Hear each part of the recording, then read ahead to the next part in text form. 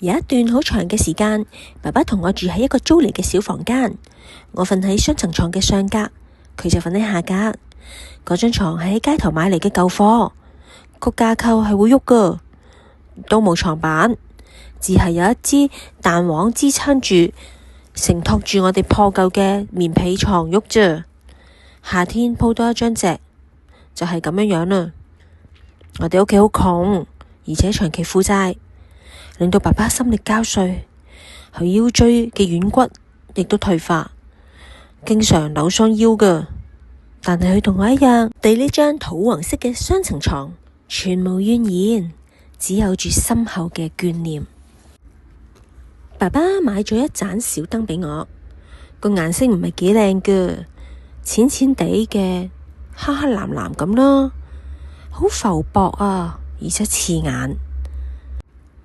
燈罩就好似一個倒轉嘅細細花盆咁，佢一半蓋住個燈泡，而燈泡下面就有一個好似晾衫夾形狀咁嘅嘢，咁係畀你固定喺床邊嘅。而家偶然經過賣電器嘅鋪頭，都仲見得到呢種小燈噶。不過我一定唔會再買噶啦，因為我而家手頭寬敞咗啦，想買乜嘢我都會講究下啲質素同埋品味嘅。好不幸咁，我已經墮入咗中產階級一啲挑剔勢利嘅塵網啦。但係我仍然忍唔住喺嗰間店前面企咗一陣。我諗起嘅唔止係嗰一小片橢圓形黃色嘅薄光，更加係有一段永遠唔能夠領熄嘅日子。我嘅小燈買返嚟嘅時候，依着住一層薄薄嘅視塵。爸爸喺鴨寮街擺賣，自己亦都喺鴨寮街買嘢。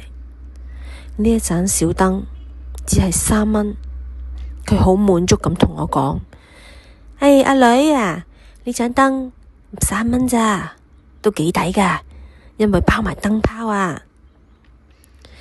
夜晚佢瞓咗啦，我就開住小燈睇書，創造咗一片小天地。無限嘅舒適，腦後邊嘅枕頭已經習慣咗我頭屈嘅形狀啦。一床嘅被褥亦都適應咗我嘅姿勢同埋體溫，透明嘅黃光蛋殼一樣咁樣保護住我，教我感到窗前北風嘅號叫已經被擋喺身外啦。爸爸偶然都會打鼻鼾嘅，細細地輕輕力。都唔係幾打擾人，反而令我感到好安全。喺呢個咁溫暖嘅地方出發，每一本被我翻開嘅書，就好似畀我推開一扇門，向住無盡嘅天地滑翔出去。當我終於領熄咗盞小燈，自想象嘅世界返嚟，嗰度燈光溶穿咗我嘅黑暗，一下子又復合啦。我就會聽見自己轉身啦，冚被嘅聲音，連老嘅雙層床喺度吱吱響，喺度吱吱搖，算係一句晚安啦啩。呢個時候，屋子裏面嘅黑色，鑲起窗框外面湛藍嘅夜光，一切詩域旅行突然中斷於視覺現實嘅回歸。我開始閉上眼睛。父親嘅鼻鼾聲均勻咁樣延續，就係我最好嘅安慰啦。床底下面偶然都會有雜響噶，我知道嗰隻係一隻好熟悉嘅小老鼠喺度走動。好快我都入睡啦。講真，喺呢個七片剝落、搖搖欲墜嘅懸空睡窩裏面，我從未失眠過。同我哋分開咗16年之後，媽媽終於能夠喺內地嚟香港啦。之前幾日，我哋將雙層床拆咗，嗰日夜晚我一生都唔會忘記啊！嗰日媽媽已經去到深圳啦，等候緊陪額入境。我哋知道佢3兩日後就能夠去到九龍噶啦。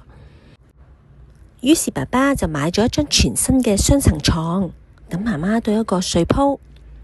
佢揀咗一張下格雙人、上格單人嘅全新鋼床，但冇話畀我聽啊。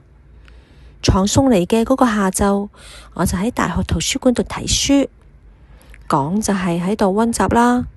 其實喺度陪我嗰個念緊醫科嘅男朋友預備考試。傍晚我仲同佢一齊食飯，食飯之後仲傾到深夜，佢先至車我返屋企。當我走過咗好多板間嘅房間，終於推開返自己屋企嗰道木門嘅時候，我呆咗啊！屋裏面已經換上咗一張紅漆鋼床，上鋪窄啲，下鋪就足足有成4尺啊，佔去咗大半個房間。張床顯得好高啊，4隻腳仿佛特別長。原來佢哋全部都有一嚿紅磚度墊高咗啊！床底嘅虛空處就好似膨脹咗起嚟咁嘞。床上面仲未有被㗎，只係得爸爸瞓喺張木床上面喺度呻吟。爸爸，爸爸！我幾乎失聲喺度呼喊啊！不知不覺又踢到地上面，仲有少少暖嘅電鍋，先至留意到成間屋好凌亂啊！啲雜物，呢一片混雜嘅圖像，增添咗我嘅恐慌啊！我仍然只係識得喺度叫住爸爸，爸爸。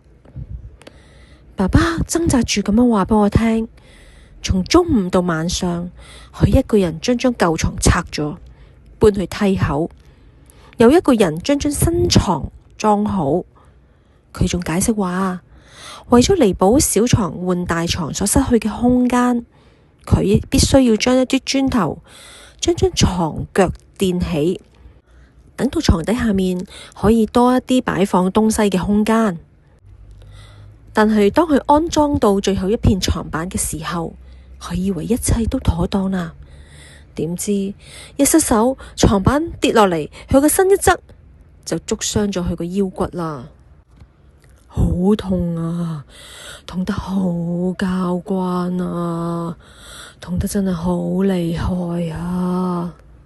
爸爸咁樣講，我要好用力咁先洗咗幾粒米，蒸咗臘腸啊！你係咪食咗飯啊？我真係起唔到身啊！